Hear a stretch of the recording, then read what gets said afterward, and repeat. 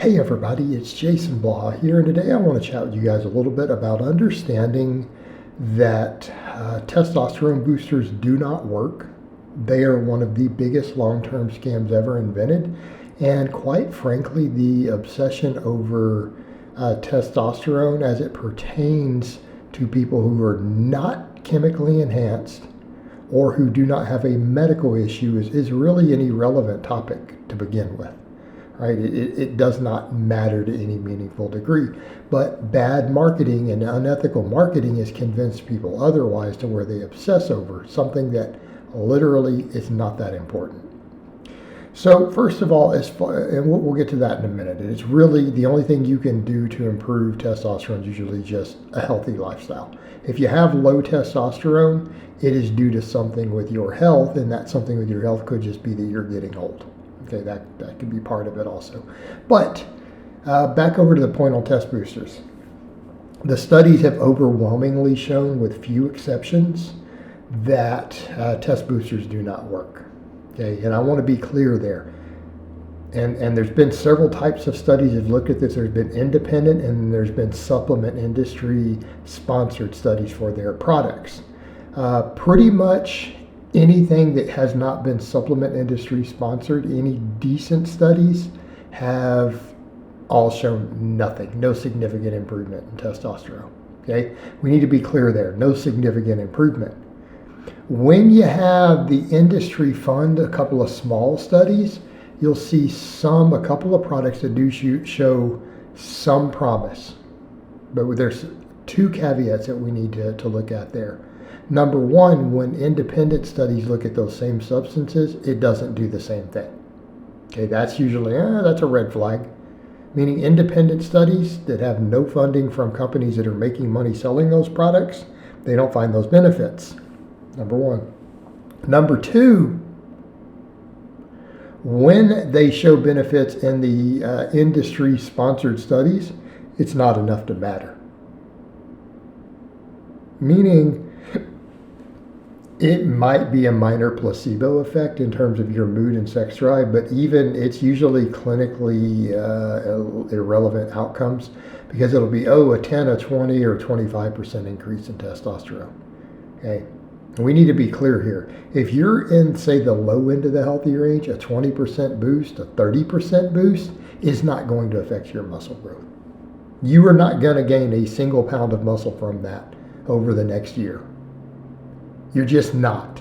And that's not a matter of opinion. That's knowing how testosterone works in the supraphysiological range. Meaning you take the normal range, which would include people who have really great testosterone that the majority of people will never have, because that's in the range. The range is anything that's been found to occur naturally in a human, even people who are top 1% producers of it. Okay? So if you take the low end of the clinically healthy range versus the very top end, which again, a small percentage of people will ever reach at any point in their lifetime, it's the differences in muscle mass are there, but they're very, very small. We're talking about a couple of pounds of muscle difference over the course of your lifetime. Not inside of, a few months of training, but your lifetime. But that is there. It's a little bit. But again, we're talking about people who are in the top 1% of producers versus people who are maybe on the slightly lower side, but still inside of the healthy range, that reference range. There's a very, very, very small difference. But we need to be clear, it's very small. A 20 or 30% change is going to be no meaningful difference in the amount of muscle you gain. It's not really statistically significant. It's too small of an amount to really measure to be a factor. It would be a much smaller amount than you would get from just sleeping an extra half hour a day or eating a few grams more protein. Like it's below that.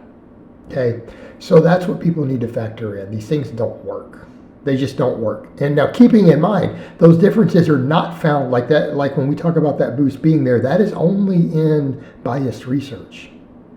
That also draws it into question because it's not replicated by independent studies. In the independent studies, we don't even see that usually on these products. So right off the bat, they're a ripoff. Number two, it gets people obsessing over testosterone instead of the whole cascade of effects happening. If you look at the data that we have on testosterone levels, what have they largely concluded? That, yeah, in a couple generations back, average testosterone levels were higher in America. And I want to be clear, people try to extrapolate that and say, well, if we follow that increase out, 100 years ago, their testosterone levels were way up here, but you don't have proof of that. Meaning you're taking people who, 50 years ago, 40 years ago, they had a bit higher levels. But that doesn't mean that you jump again that same time distance that it was higher again. In fact, it's reasonable to assume in certain parts of that they could have been even lower, right, during, say, the Depression, when people were starving. So what's the difference there? The body fat. That it seems to be when scientists have looked at the causation, they're like, out of all the possible hypotheses, that's the one that seems to be the culprit.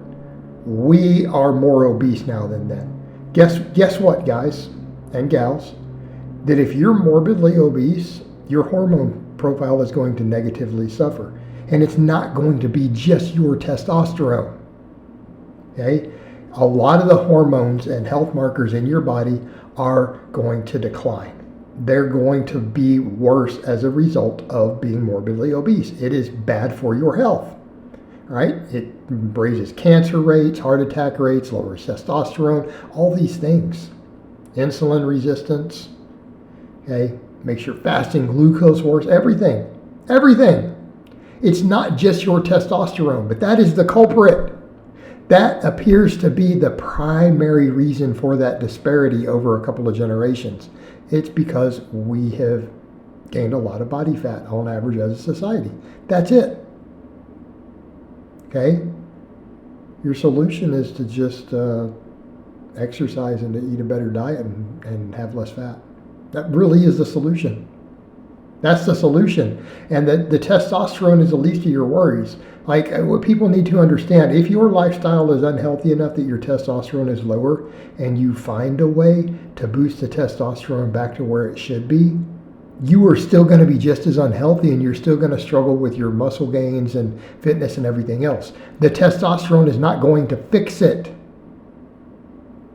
Okay? That's not going to fix it because your testosterone levels are lower because your overall health is worse. You didn't fix all the other stuff that it's making wrong. Like, in order to fix all that, you might need 17 different substances to fix all these different health problems. Right? In theory. Not just the testosterone. You need something to fix every single health marker, every problem. Okay? The solution is not a testosterone supplement. The solution is improve your health. Quit treating your body like garbage. There's your solution. Okay? There's your solution. All right, guys, but that's really all I have to say on that today. I hope it's been informative, and I'll talk to you guys next time.